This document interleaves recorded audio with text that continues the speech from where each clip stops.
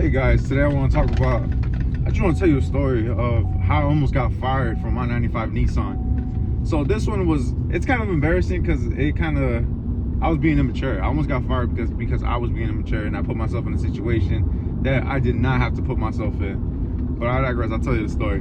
This also will tell you like how lenient, at least dealerships are when it comes to their employees, because they could have fired me if I was anywhere else. But anyways, so this one day, this is 2023, this is like November, like entering December, so like festives are going on a lot. And my fiance gave me a call and she's like, hey, when you get off work, can you meet me and the family over here at it's downtown, right?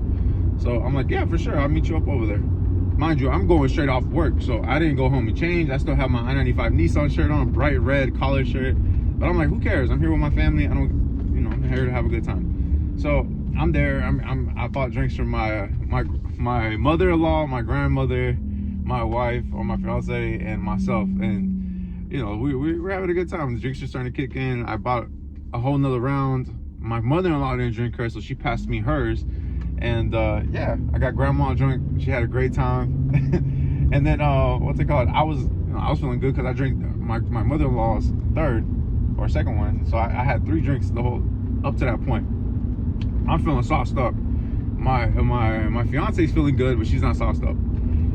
And my mother-in-law looked at us and said, hey, if you guys want, I can take the baby and you guys can have a night to yourselves. And I was just like, let's take it, babe. Let's just have a good night tonight. My girl said, yes, of course, let's do it. And my mother-in-law was happy to spend time with her grandson. So it was a win-win for everybody. So they left, me and my fiance at Bradley's. It's a sports bar here in Palm Beach. And we were having a great time. And she said, hey, do you want to go to Banco's, which is a nightclub not too far from there? And I'm feeling good, so I said, yeah, let's go. Mind you, I'm still in a bright red shirt. I got dress shoes on, things like that. And so we're at Banco's and we're in line. We're about to get ready to get in. But then there's this guy that was just kind of close to my girl.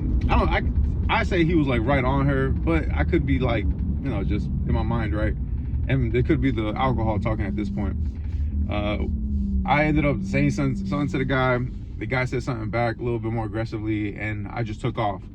So we got into it, and security grabbed me, threw me on the floor, and then as I'm on the floor trying to get up, the guy that I was fighting, his friend actually got me twice in the face and he gave me 2 black eyes and a bruise over here on the side of my face.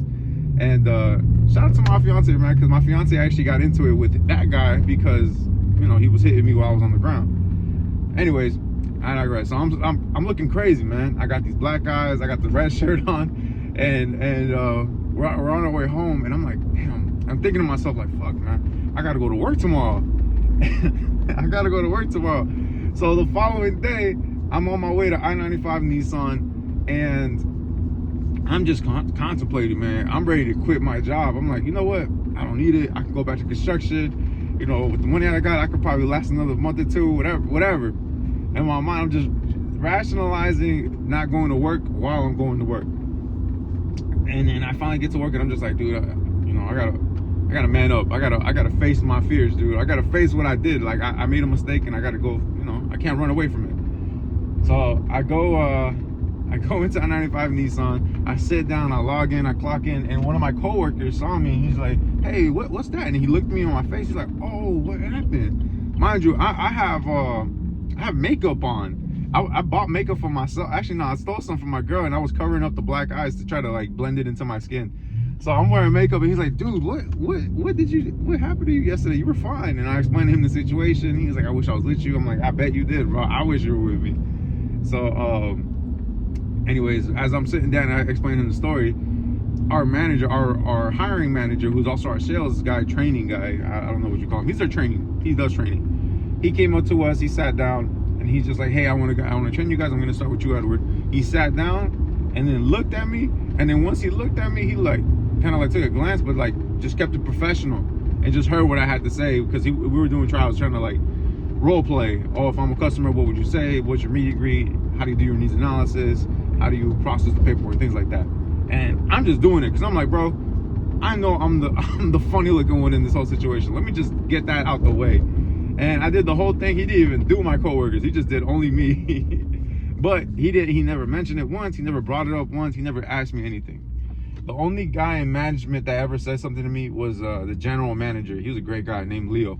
Leo was like, hey, you know, we can't allow our sales guys to go out and get to fights and lose fights and then come to work the next day. And I laughed, but I was like, I didn't lose a fight. But I mumbled it. I was just looking, no, I didn't lose a fight.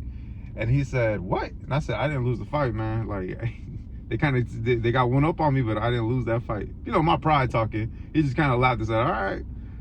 But I thought it was funny because I was just like, man, if I was anywhere else, or let's just say I'm at a dealership, but let's just say I wasn't performing as a sales guy. Like if I wasn't putting numbers on the board, I probably would have been fired. but because I was performing, man. My first month I sold like 7 cars. My second month I sold like 12 or 14 cars. And I think my last month I was like at 19 cars, something like that. So I was performing, I was doing what I was doing. So I'm pretty sure they were like giving me leeway. You know, they're like, all right, he's not perfect, he got issues, but what sales guy doesn't, right? So I digress, man. I think that's the coolest part about sales. You could be a little bit of a mess up, you know, a little bit of a fuck up, but as long as you sell cars, you move units, you can stick around. And yeah, man, I hope this story was as funny to you guys as it was for me to remember, because it was definitely a fond memory of mine. So yeah, if you guys like the video, drop a like, subscribe, all that good stuff.